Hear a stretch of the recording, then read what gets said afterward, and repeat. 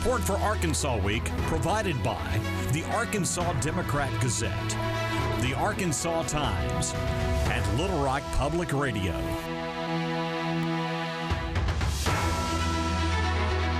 And hello again, everyone. Thanks very much for being with us. In a moment, the latest from Washington about Arkansas.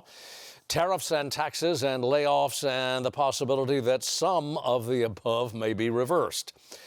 First, the guessing game that Arkansas farmers and ranchers are being compelled to play.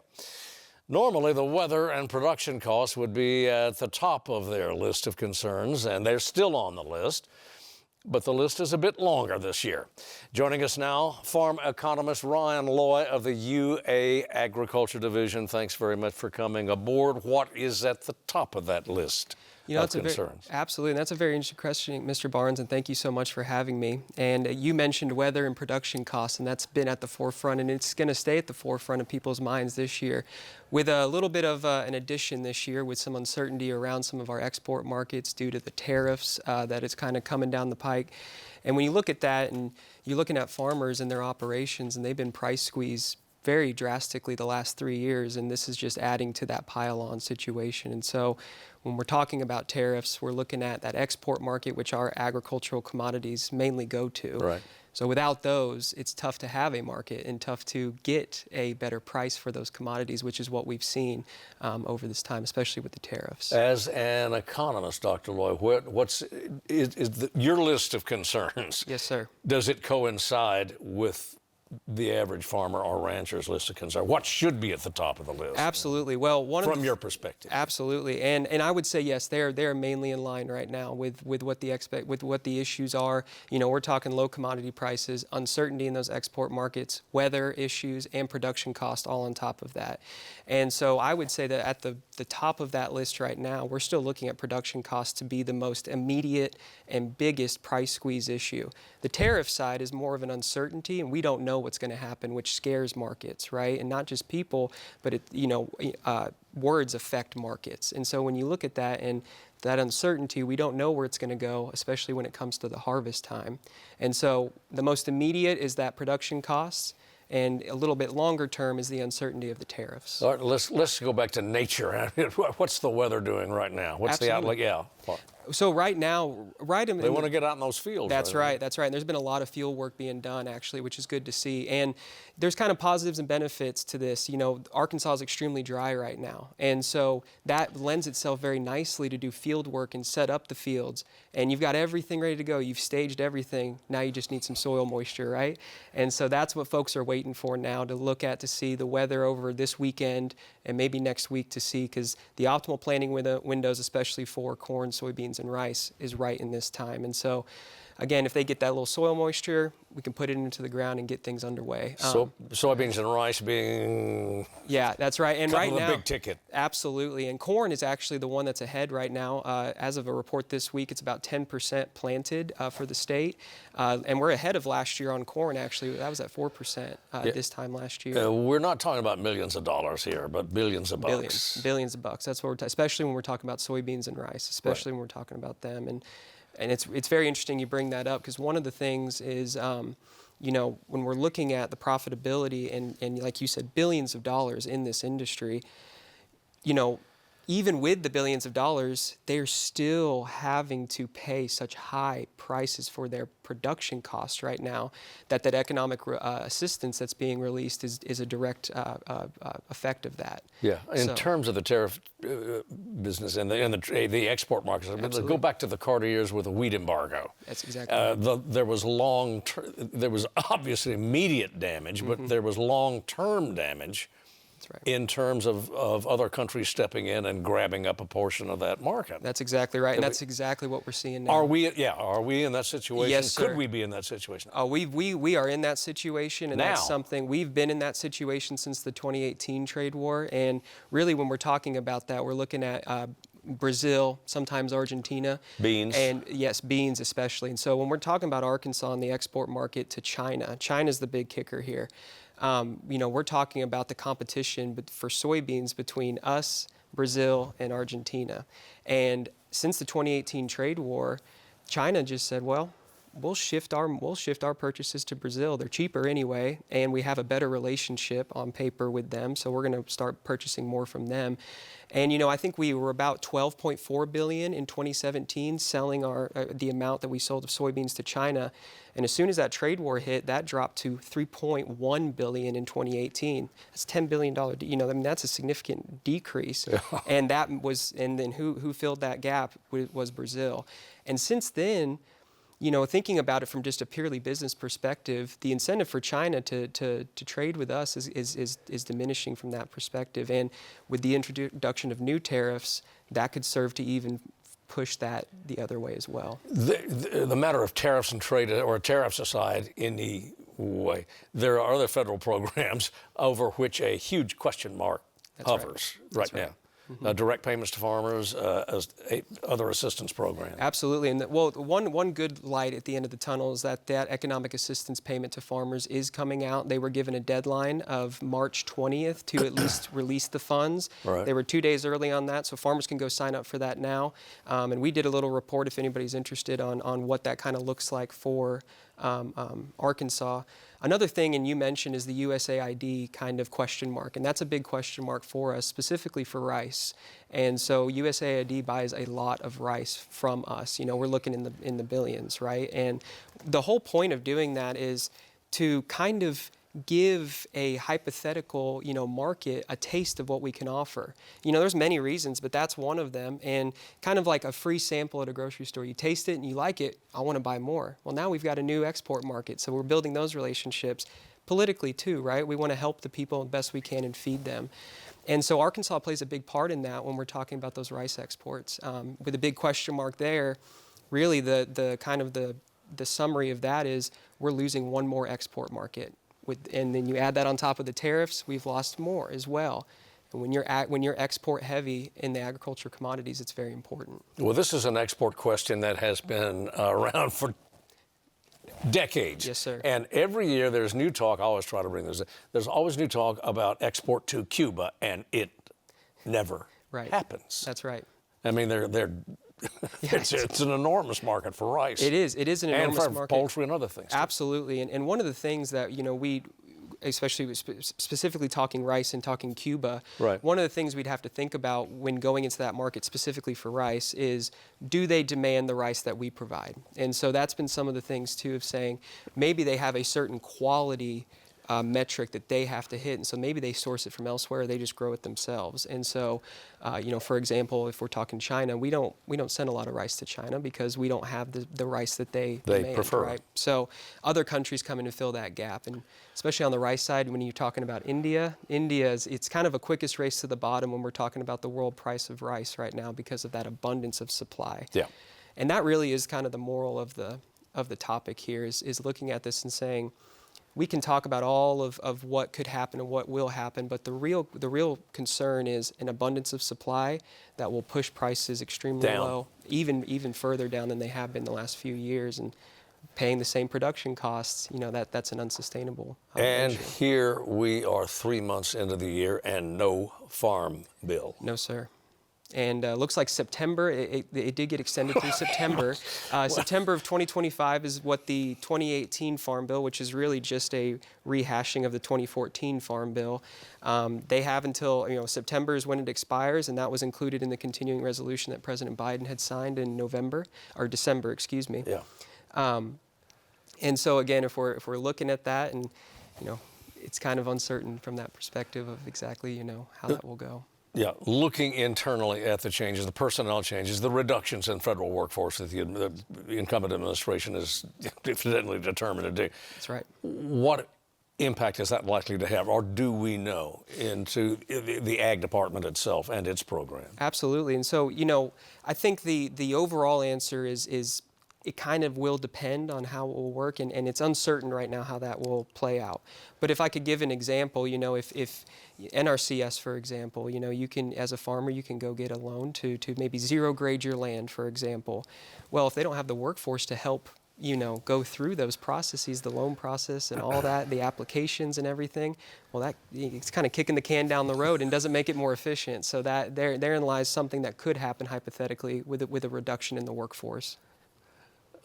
Well, a different kind of workforce, That's and right. that's farm labor. Yeah, and that's right. up in the air as That's well. also up in the air. The H-2A program is, Yes. we rely on that very heavily. And again, it's just. We're not alone. I mean, That's right. American ag depends. That's right. American ag heavily depends on that H-2A program, and it's a good program. And sometimes there's red tape involved that sometimes gets in the way. But again, with the big question mark of, President Biden had signed that basically that proposal to say, hey, we're going to help support you housing the workers and supporting them. But without that kind of help and support, there's another large expense for a farmer to pay every year. And again, in a year where it's tough to stay in the black, that's tough, right? Yeah. Thanks for coming in. We'll check back with you in a couple of months. Sounds great. Thank you so much. All right, fine. Dr. Ryan Loy from the UA's Ag Division. Thanks very much for coming aboard. Thank you. And we'll be right back.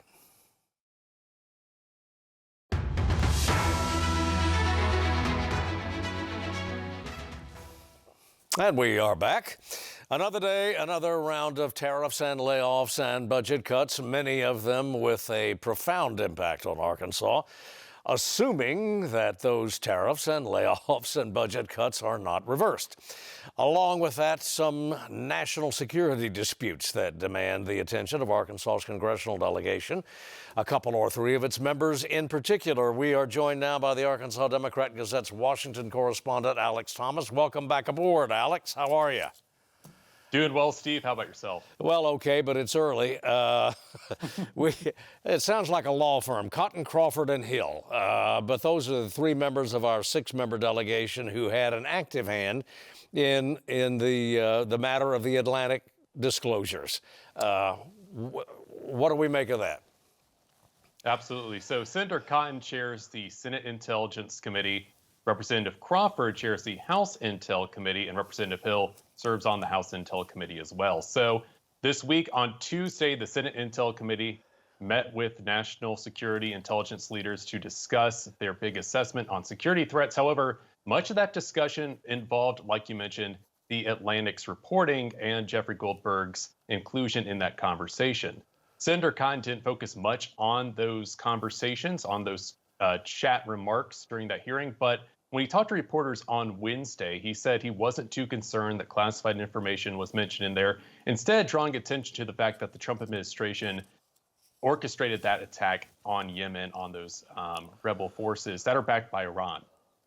On Wednesday's hearing with the House Intelligence Committee, the same panel that appeared before the Senate the day prior, Representative Hill actually asked CIA Director John Ratcliffe if those conversations had classified information. Ratcliffe said no.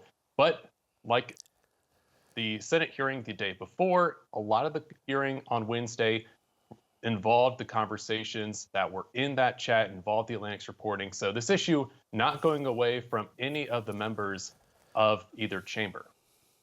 Well, where do we go from here? Do we know where this, particularly with reference to Chairman Cotton and Chairman Crawford? Well, with them, they really do not. Well, we'll focus on Senator Cotton first. With Senator Cotton, he does not believe that classified information was discussed in that chat on Signal. With Representative Crawford, he mentioned it at the start of the hearing. He believed that Tulsi Gabbard, who leads the Office of National Intelligence, he believes that her explanation about what happened was satisfactory. He did not bring it up much during the rest of that hearing on Wednesday. But at the same time, something to keep our eyes on is what the Senate Armed Services Committee may do. So the ranking member, who is Jack Reed of Rhode Island, and the chairman, who is Roger Wicker of Mississippi, they sent a letter asking for a review into what happened. And it is important to mention that Senator Cotton serves on the Senate Armed Services Committee as well. Well, does it put those three, particularly those, this is a gift, obviously, to congressional Democrats. Does it put the Republican majority in both chambers, particularly those Arkansas delegates, does it kind of put them on the spot, does it not? Well, I think with any national security or intelligence matter, it's going to put a spotlight on what Senator Cotton and Representative Crawford say, because they are some of the most important people in the country, not just on Capitol Hill, but in the country when it comes to intelligence matters. So we have to keep track of what they're going to say and what that armed services work will result in, if that does end up resulting in something that we may not know now, or what we may learn down the road from further reporting, either from The Atlantic or some other news organization. So it's important to keep our eyes on Senator Cotton and Representative Crawford as this story continues to develop, and it's just snowballing and snowballing as this week has gone on. Yeah, from your perspective, do you see any resignations at this point? I think that Senator Cotton has faith in what the intelligence community has done so far. He has spoke highly of the current group that has appeared before senators and House members and currently are part of the Trump administration. And Representative Crawford didn't share much discussed during Wednesday's hearing. So from the Arkansas legislative perspective, I'm not seeing them calling for any resignations at this time, but at the same time, we may learn something down the road that changes this whole picture. Yeah, one final question along those lines, and it would just appear from 1,500 miles away or 1,000 miles away that Mr. Hill, who sits for the 2nd District of Arkansas, seemed to have some very pointed questions or very obvious concerns, anyway, about the situation. Right. He really wanted some clarity from John Ratcliffe on the conversation itself. And keep in mind, Steve, John Ratcliffe admitted to the Senate that he was part of the conversation.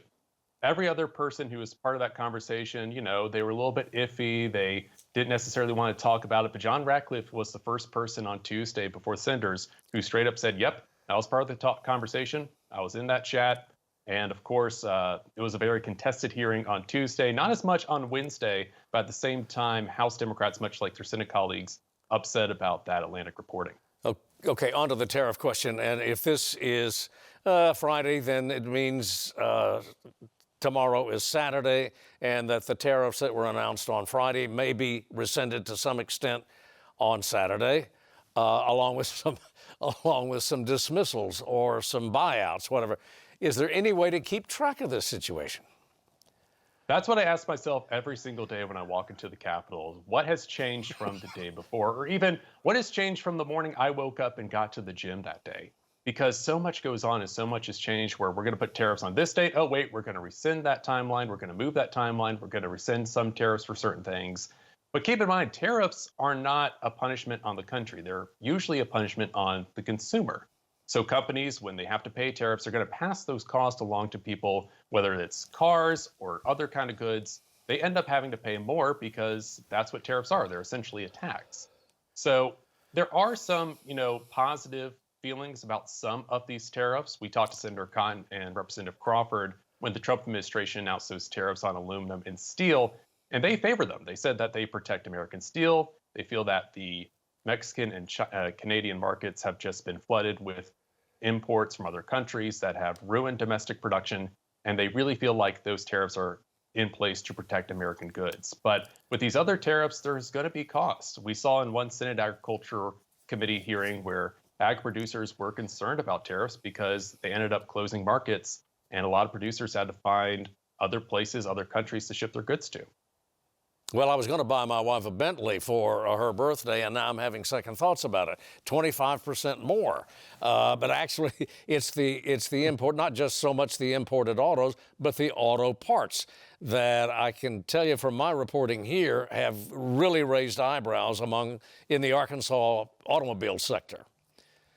Yes. And like I said, there's a lot of eyes on what may happen with agriculture.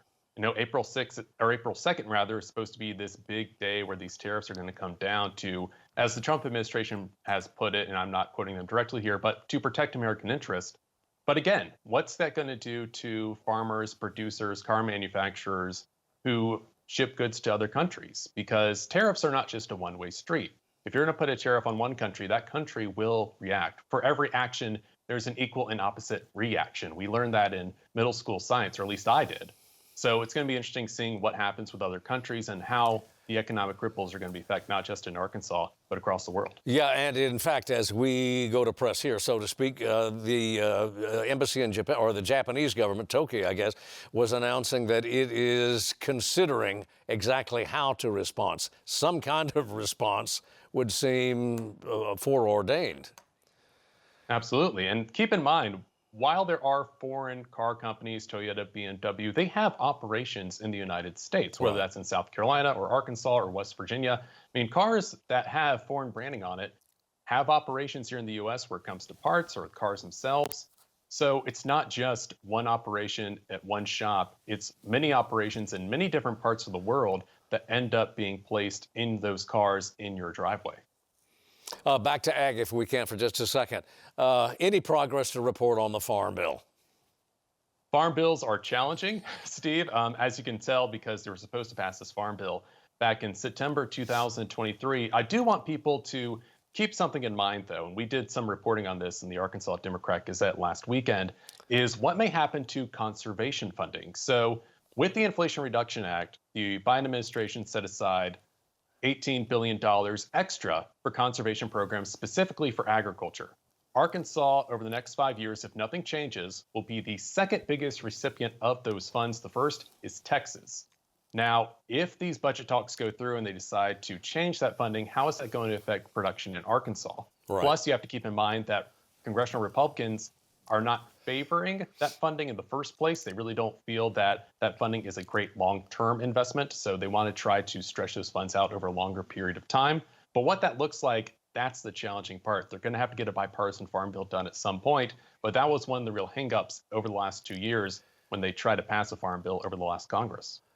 Well, you're in touch with Chairman Bozeman of Arkansas, who is chair of the Ag Committee. Can you share, has he shared any of his thinking with you? Can you give us some,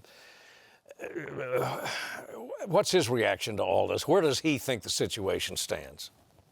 Right. So with the Farm Bill, he's always touted bipartisanship, the fact that the agriculture committees, both of them, both in the House, they work well together. Members work well together on each committee. But of course, the biggest problems right now are how we're going to tackle nutrition funding and how are we going to tackle that conservation funding. So I asked his office about the conservation funding rather, and his office said, look, we're worried about that conservation cliff that's coming up when the funding expires in the fall of 2031. We need to find a way to stretch that money out, make sure we're doing great long-term investments.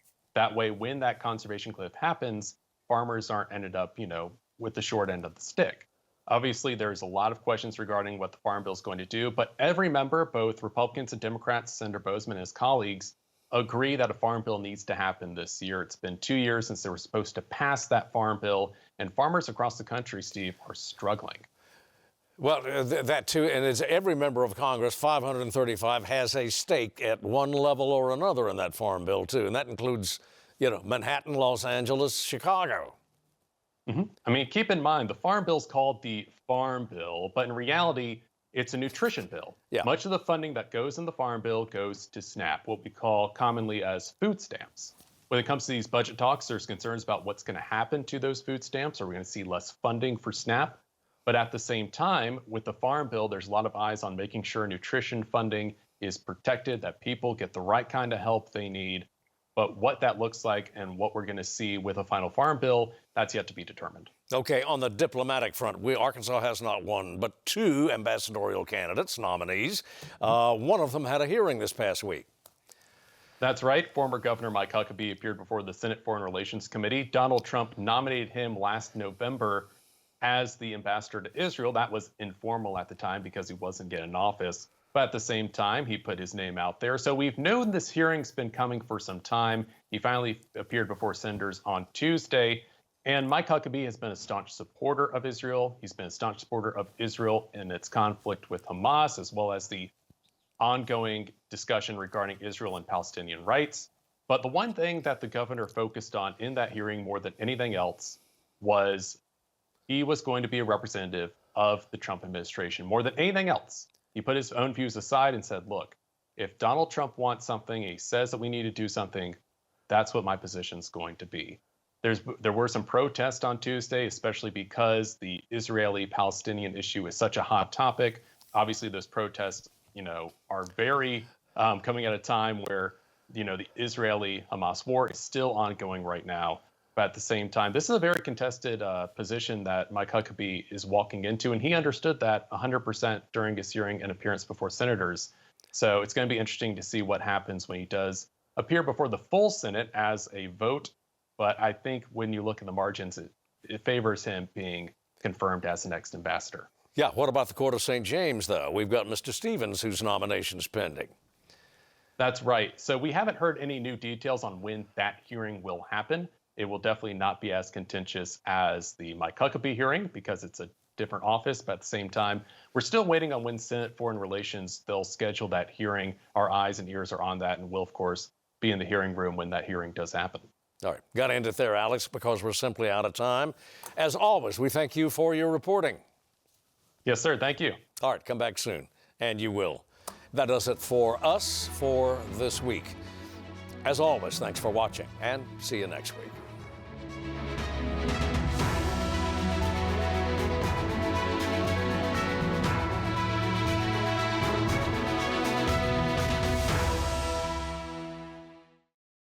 Support for Arkansas Week provided by the Arkansas Democrat-Gazette, the Arkansas Times, and Little Rock Public Radio.